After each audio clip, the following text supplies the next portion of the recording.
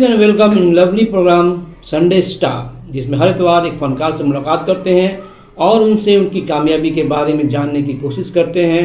तो आज हम मुलाकात करेंगे कि चलते रहना काम है अपना, बुझ जाने से हासिल किया, अपनी आग के ईंधन है हम, ईंधन का मुस्तकबिल किया।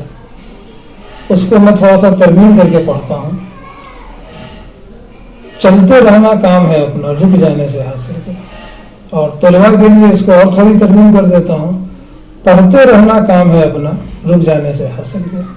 दीना बंधु कॉलेज हावड़ा के प्रोफेसर जनाब इरशाद आलम, आपका मुख्तसर तारुफ। मेरा नाम इरशाद आलम, ताल्लुक़ दरभंगा ज़िले से, और बहुत पहले जाए तो हमारा ख़ानदान गोरखपुर से दरभंगा आया था औरंगज़ेब के अहद में। अगला सफ़र कलकत्ते का है, जहाँ कि हम आप दोनों ही मौजूद हैं।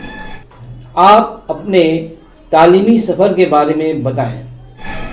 मेरा तालीमी सफ़र थोड़ा अजीब व गरीब है। इब्तदा मदरसे से हुई, दूसरी इब्तदा बंगला मीडियम स्कूल से हुई, तीसरी इब्तदा उर्दू मीडियम स्कूल में हुई, चौथी बार में हिंदी मीडियम में गया। इब्तदा बड़ी उलझन का शिकार रहा है और क्लास 8 से मुस्तकिल पढ़ा हूँ। क्लास 8 मौलाना मोहम्मद अली हाई मदरसा, माध्यमिक Khajarpur Muslim high school, inter और BA Khajarpur college, MA MPhil PhD JNU। मेरा ताल्लुक़ JNU से रहा है और आजकल इस पर सवालात ज़्यादा होते हैं। उनसे अलग हट करके मॉडल के तौर पर देखिए, JNU एक state of the art university है। आप किसी भी तालीमगाह के बारे में जो तस्वुर कर सकते हैं कि ये होना चाहिए, वो सब कुछ आपको JNU में मिलता है। और एक छोटी सी बात है जिसको मैं दूसरे तरीके से लेता हूँ। इंदिरा गांधी इंटरनेशनल एयरपोर्ट की तकरीबन तमाम फ़्लाइट्स वो JNU के ऊपर से गुज़रती हैं। तो मैं जब वहाँ था तो कहा करता था कि ये जो है यहाँ के तलबा को ऊंची उड़ान का सबक देती हुई जाती है।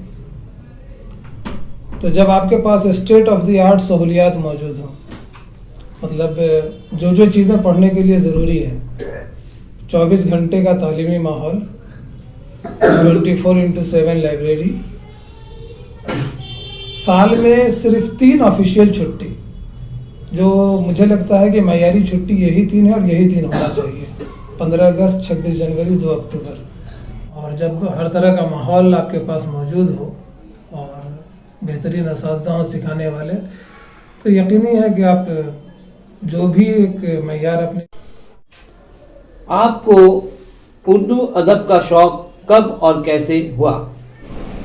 उर्दू अदब का शौक़ समझ लीजिए कि हालात का तकाजा रहा है। मेरे वालिद की एक किताब की दुकान है खजरपुर में, और पढ़ने की एक बुरी आदत थी। तो स्कूल और मदरसे के निसाब के अलावा इब्न सफ़ी को पढ़ा, और जब क्लास 9 में था तो तिलिस्म हुशुबा हाथ लगी।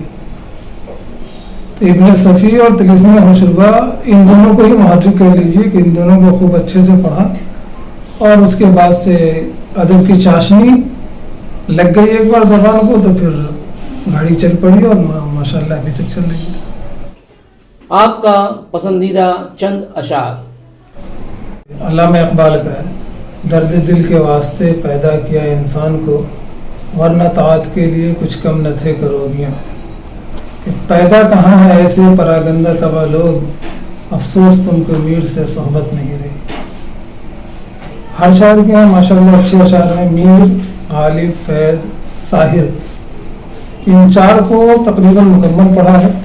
साहिर का वो शेर जो मुझे सबसे ज़्यादा पसंद है वो है, फ़न जो नादार तक न पहुँचा, अपने मयार तक न पहुँचा। और फैज़ तो इंतखाबात का मजमुआ है, फिर भी न गवा व नावा के नीमकश दिले रेज़ा रेज़ा गवा दिया, जो बच्चे हैं संग समेट लो, तने दाग दाग लुटा दिया। आज का समाज आपकी नज़र में? आज का समाज मेरी नज़र में منتشر خیالی کا بہترین مظہر ہے. سماج کے تعلق سے ایک نقطہ ہے، وہ یہ ہے کہ ہر زمانہ اپنا بطل یا ہیرو خود منتخب کرتا ہے. پہلے زمانے میں رشی منی تھے، انبیاء تھے، اس کے بعد بہادر لوگ ہیں. یہ صنعتی ترقی یا صنعتی انقلاب جسے کہیں، اس نے انسان کو 8 گھنٹے محنت اور باقی 16 گھنٹے اپنا وقت کا جو تصور دیا ہے، اس نے مڈل کلاس کو ہیرو بنا دیا. مڈل کلاس کے ہیرو بننے کے فائدے بہت سارے ہیں، لیکن نقصان سب سے بڑا یہ ہے کہ ہمارے پاس ہیرو کا وہ تصور، وہ آئیڈیل جو پہلے تھا، وہ ختم ہو گیا. آج کے سماج کی سب سے بڑی پریشانی میری نظر میں یہی ہے کہ ہمارے پاس سے توقع، امکان اور ہمارا ماڈل گم ہو گیا. ہر کوئی یہ سوچتا ہے کہ ہم مرکز میں ہیں، اور یہی چیز جو ہے بہت بڑے بگاڑ کا سبب بنی ہوئی ہے. اور مڈل کلاس میں کوئی بھی آئیڈیل تلاش کر لینا، چاہے مذہب کے تعلق سے ہو، سیاست کے تعلق سے ہو، یا کسی بھی تعلق سے، بہت ہی مشکل، بلکہ میرے حساب سے ناممکن ہے. وہ آئیڈیل جب تک پھر سے واپسی آپ یا تو مذہب کی طرف مراجعت کریں، نبی اور ولی آپ کے پیغمبر ہو، اور ورنہ پھر آخری چیز ہے سروائیول آف فٹیسٹ. اور سروائیول آف فٹیسٹ کا بہت بڑا مسئلہ ہے کہ کوئی بھی محفوظ نہیں. ہر بڑی مچھلی کو اپنے سے بڑی مچھلی کا خطرہ لگا رہے گا، اور مڈل کلاس اگر سینٹر میں رہا تو یہ اس خطرے سے کوئی بھی اچھوتا نہیں رہ سکتا. یہ آج کے سماج کی جو تصویر میری نظر میں ہے وہ ایسی ہی ہے. اور چونکہ آئیڈیل نہیں ہے، اس لیے کوئی سمت اور کوئی رفتار واضح نہیں ہے. کیا کرنا چاہیے اور کہاں کامیابی ہے یہ نظر نہیں آتا. سب سے بڑا مسئلہ یہ ہے کہ ہماری قوم نے پڑھنا چھوڑ دیا. ہمارے ٹارگٹ میں جو مرکز میں اگر کوئی چیز ہے تو وہ پیسہ ہے. پیدا ہوتے ہی پیٹ اور پیسے کے لیے ہم اس طرح دوڑنا شروع کر دیتے ہیں کہ ہم کون ہیں اور کیا ہیں، یہ شعور بچتا نہیں. اور جب یہ شعور نہیں ہوگا تو پھر ہم کوئی بھی صحیح کام نہیں کر پائیں گے. نئی نسل کے لیے آپ کا پیغام؟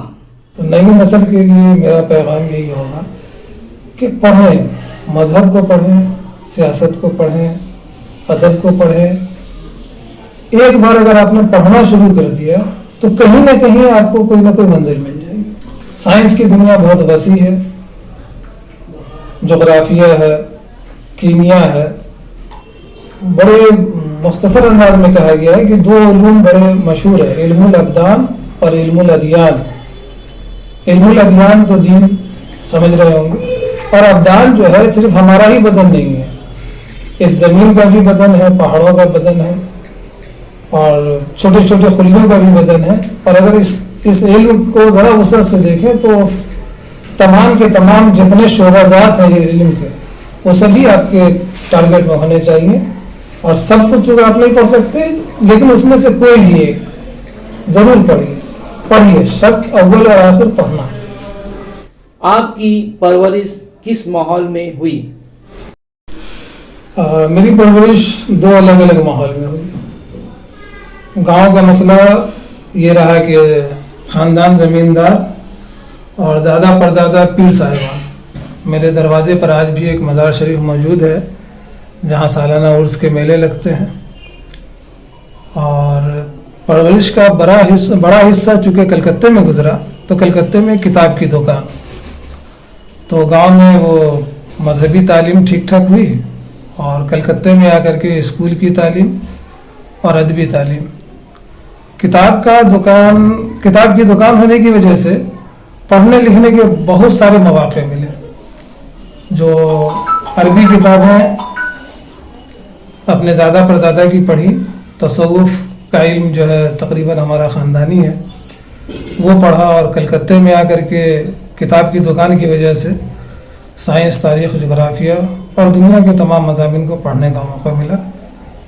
تو اس لحاظ سے میں اپنے آپ کو خوش قسمت کہتا ہوں کہ میرے پاس خاندانی طور پر بھی اور کاروباری طور پر بھی पढ़ने पढ़ाने के बेहतरीन मौके मौजूद रहे।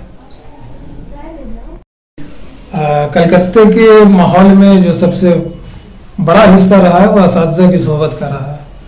मेरे वालिद के दोस्तों में सबसे ज़्यादा असातिज़ा रहे हैं। खिज़रपुर के तकरीबन तमाम असातिज़ा उनका हमारे यहाँ आना जाना मिलना मिलाना था। इस लिहाज से अगर मैं आज अपने असातिज़ा की फहरिस्त तय करने बैठूं तो सैकड़ों में ज़रूर नंबर आ जाता है। तो इन असातिज़ा का फैज़ रहा है कि पढ़ने के ताल्लुक़ से जो है कुछ ज़्यादा हिम्मत अफजाई हुई, कुछ रास्ते नज़र आए। मेरे उस्ताद मोहतरम प्रोफेसर नसीर अहमद ख़ान साहब का कहना था कि तालिब इल्म का एक ही मज़हब होता है, तलब इल्म। आप अपने अचीवमेंट के बारे में बताएं। Achievement is yet to be achieved.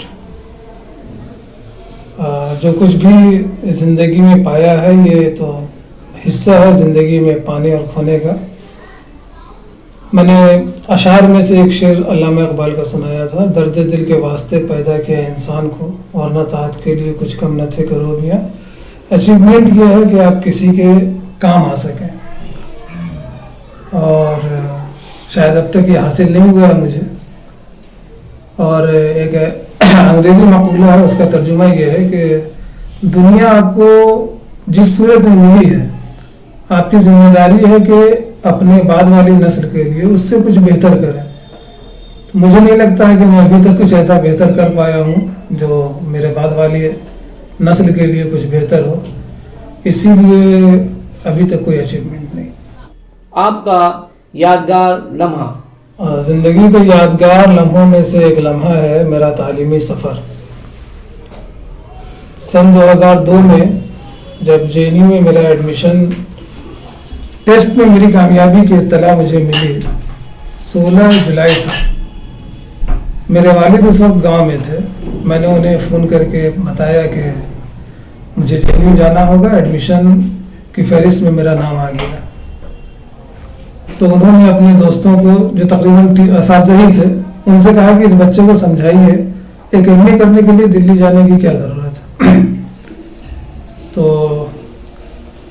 एक मैंने असातिज़ा में से एक टीचर आए हमारे यहाँ, उन्होंने एक जुमला कहा। जुमला क्या वो पूरा सुन लीजिए कि बेटे matric by luck, IA by chance, BA by marriage, MA by dance.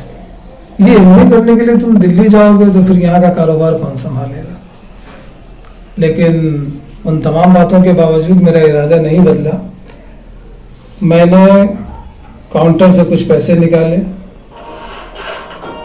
और एक मुख्तसर सी रकम लेकर के मैं गांव गया। वालिद साहब के हवाले दुकान की चाबी की, और जो मुख्तसर सी रकम लेकर गया था, मैंने घर में कहा कि मैं ये रकम लेकर एक बार यूनिवर्सिटी जाऊंगा। हॉस्टल में रहकर पढ़ना कैसा होता है, अब तक तो घर में रह करके पढ़ा, वो इस रकम से जितने दिन पढ़ सकूंगा पढ़ूंगा, लेकिन मैं दिल्ली जाऊंगा जरूर। That was the most removable time in my life कि मैं अपने इरादे में इतना पुख्ता था, और ये कौन सी कैफियत थी मुझे तब उसका एहसास भी नहीं था। बहुत दिनों के बाद इस बात का एहसास हुआ कि कोई शख्स अपने इरादे में इतना पक्का भी हो सकता है। वालिद साहब ने बहरहाल जाने के बाद सारा सपोर्ट किया और मैं पढ़ पाया वहाँ। लेकिन वो जो फैसले की घड़ी थी, जब घर से और जान पहचान के तमाम लोग ये कहते थे कि एक MA करने के लिए घर से बाहर निकलने की ज़रूरत नहीं है, उस वक्त मैं अपने फैसले पर इतना अटल रहा जिसके बहुत सारे फ़ायदे मिले। वो मेरे लिए एक यादगार लम्हा है। आपके ख्याल में हिंदुस्तान में उर्दू का मुस्तकबिल? हिंदुस्तान में उर्दू का मुस्तकबिल ये तो ऐसा ही है जैसे कोई ये पूछे कि किसी बाप की ज़िंदगी में बेटे की हैसियत या बेटे का मुस्तकबिल। जब तक बाप ज़िंदा और ताबिंदा है वो अपने बेटे को कुछ नहीं होने देगा। उर्दू ज़बान हिंदुस्तान की ज़ुबान है।